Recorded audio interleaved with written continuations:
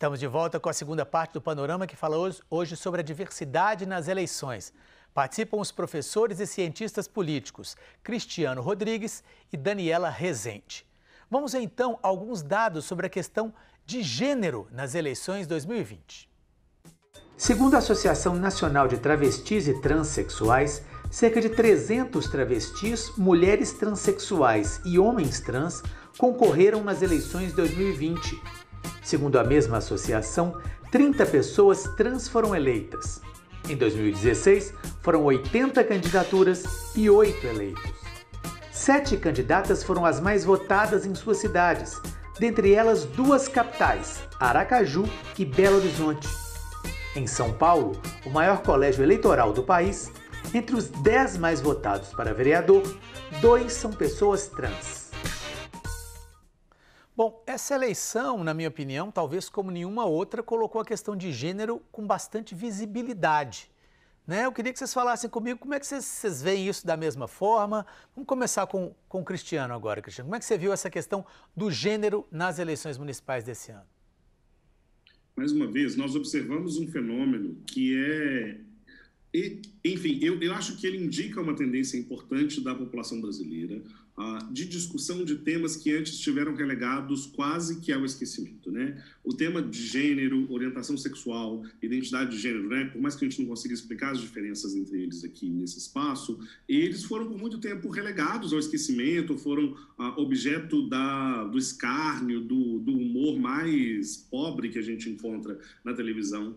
E encontramos ainda, especialmente a partir da ascensão de determinados governos já em 2016, especialmente em 2018, né? Esses governos orientados pela antipolítica, uma versão muito machista, muito antiquada de política, houve um aumento, inclusive, de violência, de opressão voltada a gênero, a identidade de gênero e sexualidade nesse país.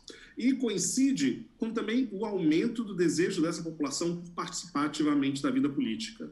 Porque é um fenômeno, né? Eu não quero dizer que seja um fenômeno natural, mas é um fenômeno interessante de ser analisado, que é, à medida em que o ódio e o escárnio contra esses grupos ocorre, mais eles desejam participar da política, porque é uma forma de garantir a sua própria capacidade de sobrevivência, né, para dar visibilidade às suas experiências. Então, as eleições desse ano, os números que nós trouxemos aqui, né, que vocês trouxeram aqui, embora eles sejam baixos, né? Se você comparar 2016 com 80 candidatos para 300 em 2020, é muito pouco no universo de candidaturas que foram apresentadas. Mas o fato de que essas candidaturas fizeram tanto barulho, conseguiram tanta visibilidade, e algumas delas, como da Duda e da Érica Hilton em São Paulo, sagraram-se vencedoras com uma quantidade tão expressiva de votos, revela que essa é uma tendência de participação a qual não tem retorno mais.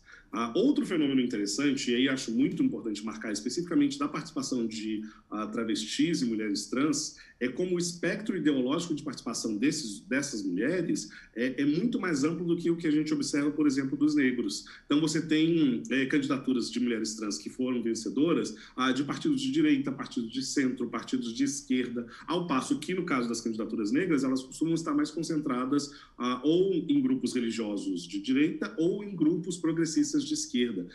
Tem algo muito interessante, assim, né, de analisar aí como essa participação, ela implica numa participação bastante ampla do ponto de vista do espectro político. Assim, me parece, né, uma tendência ainda bastante reduzida do ponto de vista numérico, mas muito importante do ponto de vista da visibilidade e das pautas que elas apresentam, especificamente de construir novas perspectivas para um debate na política, especialmente aquele voltado para as pessoas trans, que estava sendo muito de condenação e de opressão nos últimos anos.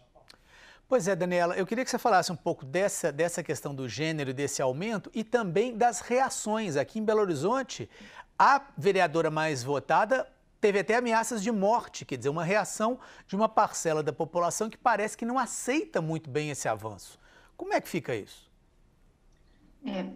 Eu concordo com o Cristiano, né, com a análise que ele faz. Eu acho que, apesar dos números ainda serem, né, pouco expressivos, pequenos, né, tímidos, a gente não pode deixar de lembrar que a gente está falando de uma parcela da população que a expectativa de vida é inferior a 40 anos, né, de pessoas que sofrem violência por transitarem no espaço público. né? E agora essas pessoas chegam na política institucional, nos cargos políticos mais importantes na gestão de uma cidade, né? Ocupar esse espaço no legislativo, pessoas trans e travestis ocuparem esses espaços, isso é extremamente importante, né? Eu acho que isso é uma vitória para a sociedade como um todo, para a sociedade brasileira, né? A gente vive num contexto que eu não considero que é só de machismo, é um contexto de misoginia mesmo, né? A ideologia de gênero, né? O combate à ideologia de gênero ganha muita força, especialmente nas eleições de 2018, né? E esses movimentos antigênero, eles têm como objetivo eliminar essas populações, né? Ou seja, essas populações são uma ameaça para esses grupos conservadores. Então, eu vejo como uma reação muito importante, né, da população LGBT em ocupar esses espaços, né, em pleitear essas cadeiras na política institucional. Então, acho que isso é um elemento que a gente tem que, de fato, reconhecer, né, e aplaudir mesmo, né, e comemorar. Eu acho que isso é extremamente importante. Mas a gente não pode esquecer que não termina, né, essa disputa ela não termina no pleito eleitoral. Né, como você mesmo disse, né, essas mulheres que se elegem, essas pessoas que se elegem, elas nem tomaram posse e já estão sofrendo ameaças de morte. Né? A gente tem observado, não é só aqui em Belo Horizonte, né, mas a vereadora mais votada, que é a Duda Salabert, né, ela já sofreu, logo depois do resultado das eleições, ela já sofreu ameaças, né, bastante graves. Né? Então, essas são as reações que a gente vai observar.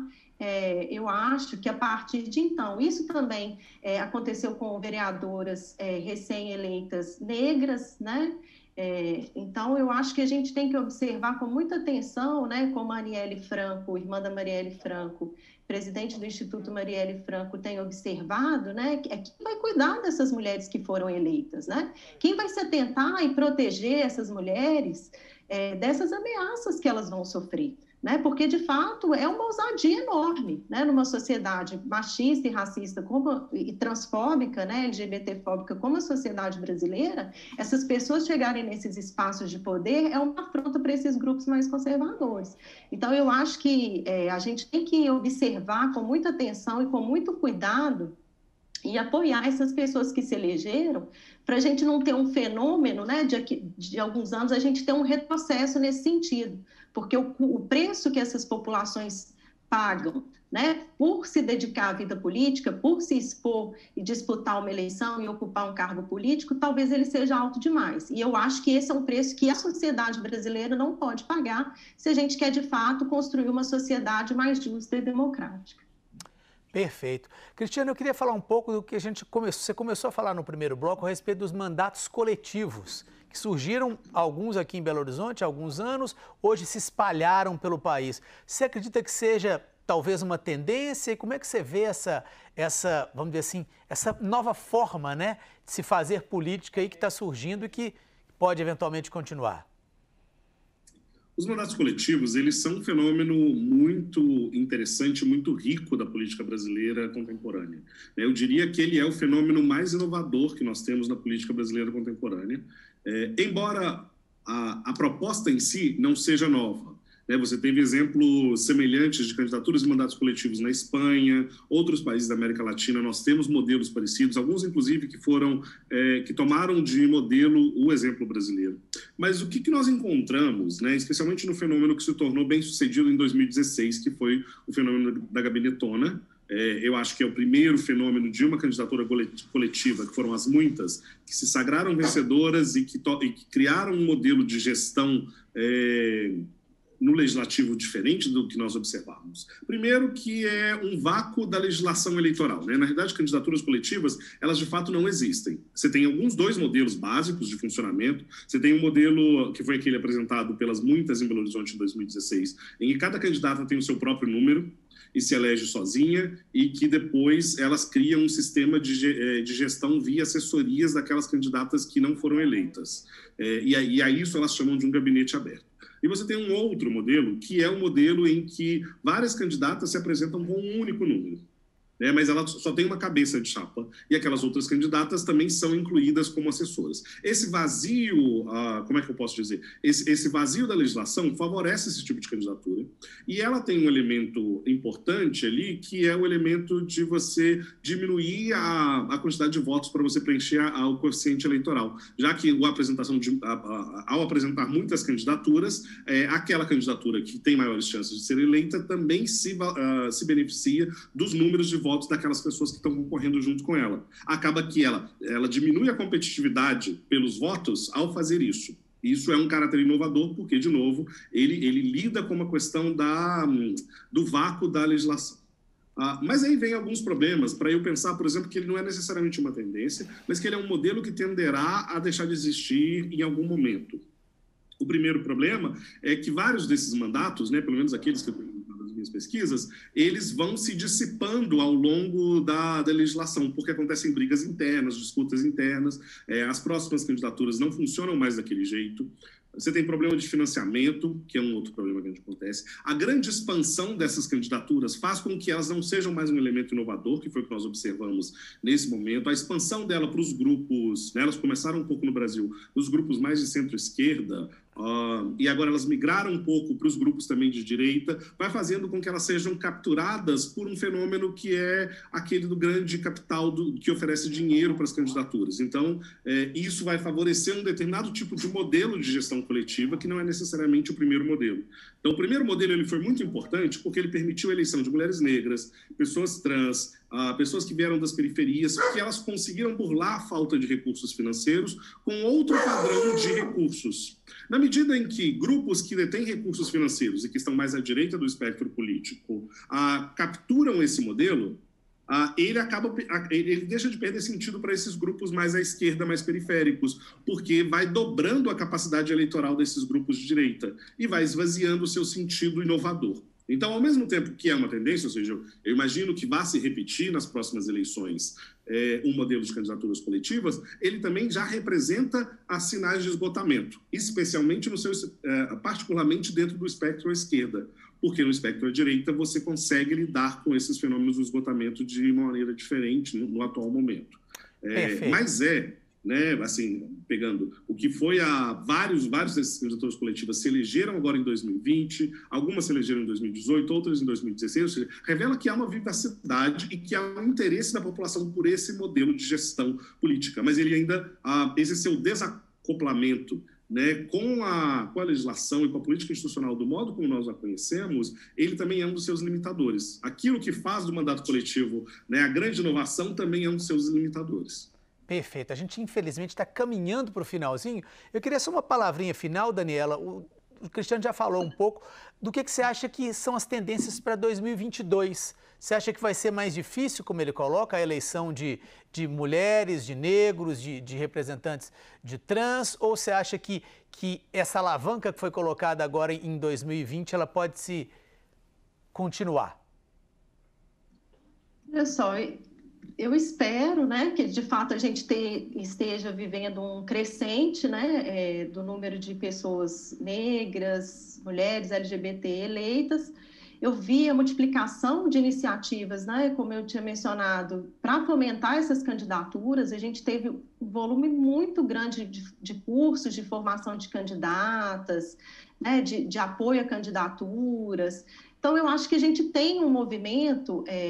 O próprio Fundo Especial de Financiamento de Campanha é um incentivo importante, institucional, que a gente não pode esquecer. Então, acho que a gente tem um movimento nesse sentido. Mas nós também não podemos esquecer que a gente tem barreiras muito sólidas, né, e muito difíceis da gente derrubar, né, como as barreiras que a gente encontra dentro dos próprios partidos políticos, né, que têm dificuldade de distribuir de forma mais justa e equitativa esses recursos, de definir critérios mais transparentes, né, que de fato alcancem, por exemplo, como o Cristiano mencionou, as mulheres negras que são preteridas na distribuição do fundo de financiamento de campanha voltado para as mulheres, né, então, inclusive do fundo voltado para as pessoas negras.